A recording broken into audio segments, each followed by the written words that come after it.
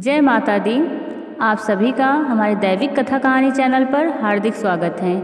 आप सबको शरद पूर्णिमा की हार्दिक शुभकामनाएं। 9 अक्टूबर 2022 दिन रविवार को आश्विन माह की पूर्णिमा यानी शरद पूर्णिमा का त्यौहार मनाया जाएगा। आइए जानते हैं कि शरद पूर्णिमा का मुहूर्त, योग और पूजा विधि मंत्र क्या हैं। आश्विन माह का अंतिम दिन 9 अक्टूबर 2022 बहुत महत्वपूर्ण है। इस दिन आश्विन माह की पूर्णिमा यानी कि शरद पूर्णिमा का त्यौहार मनाया जाएगा। पूर्णिमा तिथि पर व्रत रखकर भगवान सत्यनारायण की पूजा का विधान है। शरद पूर्णिमा की रात चंद्रमा 16 कलाओं से पूरा होकर अमृत बरसाता है। माँ लक्ष्मी, चंद्रमा और श्री कृष्ण की पूजा के पश्चात शरद पूर्णिमा का दिन उत्तम माना जाता है। इस साल शरद पूर्णिमा बेहद अद्भुत संयोग में मनाई जाएगी। श्री कृष्ण ने इस दिन ऐसा महारास रचाया था कि चंद्रमा भी कान्हा कान्हा और गोपियों का नृत्य देखकर मोहित हो गया था और कई दिनों तक तो इस रात की सुबह ही नहीं हुई थी। कहते हैं शरद पूर्णिमा पर जो स्नान दान के साथ रात में चंद्रमा की पूजा करता है उसके जीवन की सारी बाधाएं दूर हो जाती हैं। आइए जानते हैं शरद पूर्णिमा का मुहूर्त। आश्विन पूर्णिमा तिथि शुरू होगी 9 अक्टूबर 2022 दिन रविवार सुबह 3:41 पर और आश्विन पूर्णिमा तिथि की समाप्ति होगी 10 अक्टूबर 2022 सुबह 2:24 पर, जिसमें चंद्र निकलने का समय शाम 5:53 पर होगा।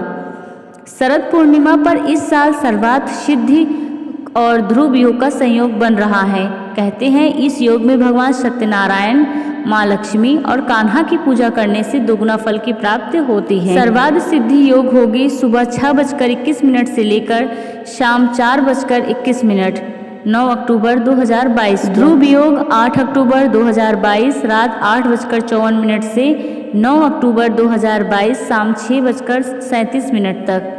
शरद पूर्णिमा के दिन सर्वार्थ सिद्ध योग बना हुआ है। इस दिन उत्तर भाद्रपद और रेवती नक्षत्र का संयोग है। शरद पूर्णिमा को सर्वार्थ सिद्धि योग प्रातःकाल 6:18 से प्रारंभ हो रहा है और शाम 4:21 तक है। इस योग में किए गए कार्य सफल सिद्ध होते हैं। यह सभी कार्यों को सिद्ध करने वाला योग है। चंद्रोदय शाम 5:52 पर होगा। शरद पूर्णिमा को उत्तर भाद्रपद नक्षत्र शाम 4:21 तक है। उसके बाद से रेवती नक्षत्र लग जाएगा। शरद पूर्णिमा की रात अपने घर की साफ सफाई करके पूजा स्थान को सजाना चाहिए। माता लक्ष्मी के स्वागत के लिए फूल, माला, फल और उनका प्रिय भोग खीर अवश्य बनाकर रखना चाहिए। रात्रि प्रहर में जागरण करना चाहिए और माता लक्ष्मी की पूजा करनी चाहिए। इस दौरान घर के मुख्य द्वार को खोलकर रखना चाहिए ताकि माता लक्ष्मी की नज़र आपके घर पर पड़े और वे आपके घर में आएं। जो लोग अपने घरों को बंद करके और गंदा रखते हैं उनके घर के बाहर से ही माता लक्ष्मी लौट जाती हैं। शरद पूर्णिमा के दिन सुबह जल्दी उठकर स्नान आदि करने के बाद अपने इष्ट देव से समझकर व्रत का संकल्प लें और ध्यान रखें कि पूजा के स्थान को अच्छे से साफ कर लें। इसके बाद माँ लक्ष्मी और भगवान विष्णु की प्रतिमा स्थापित करें। इसके बाद मूर्तियों के कुश के आसन पर रखकर जल से पवित्र कर लें। इसके बाद उन्हें गंध, अक्षत, पुष्प, धूप, दीप, नैवेद्य, तांबूल, सुपारी और दक्षिणा आदि अर्पित करें। इसके बाद पूजा और व्रत का संकल्प दोहराएं। भगवान की प्रतिमा के सामने शुद्ध घी का दीपक जलाएं। साथ ही माता लक्ष्मी और भगवान विष्णु को सफ़ेद या पीले रंग की मिठाई से भोग लगाएं।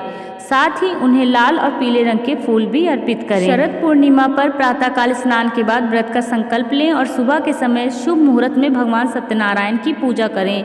चौकी पर पीला कपड़ा बिछाएं। भगवान सत्यनारायण की तस्वीर स्थापित कर पीले फूल, पीले वस्त्र, पीला फल, जनेऊ, सुपारी, हल्दी भी अर्पित करें। भोग में तुलसी दल डालकर श्री हरि को अर्पित करें। धूप दीप लगाकर विष्णु सहस्त्र नाम का पाठ करें और फिर आरती कर दें।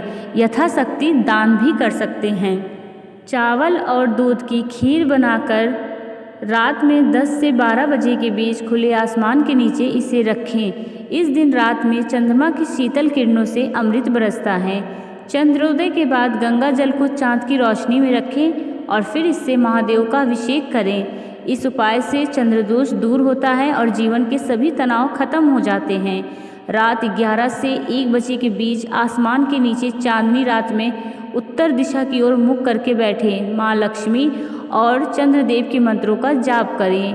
ओम चंद्राय नमः मंत्र का जाप करें। कहते हैं कि शरद पूर्णिमा की रात चंद्रमा को निहारने से नेत्र संबंधित समस्याएं खत्म हो जाती है और समस्त रोगों का नाश भी होता है।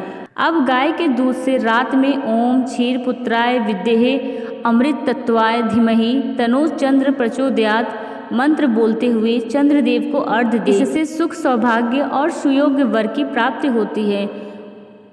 अंत में माँ लक्ष्मी को खीर का भोग लगाएं और फिर अगले दिन सूर्योदय के बाद पूरे घर के साथ मिलकर प्रसाद ग्रहण करें।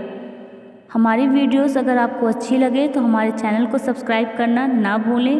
धन्यवाद। जय माता दी।